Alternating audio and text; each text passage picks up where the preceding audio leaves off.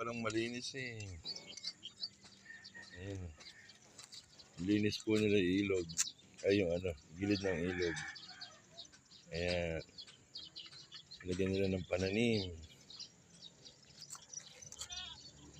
Pwede naman pala oh.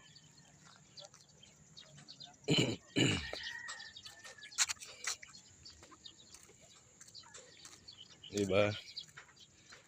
Oh, di ka aya-aya sa paningin. Meron na lang po padampot natin sa truck ng basura. Oh. Ayan. Dami pa yan. Oh.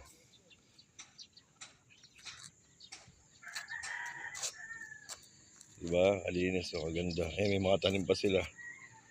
Tanim silang kalabasa. Kalabasa yata yan. Maliwalas.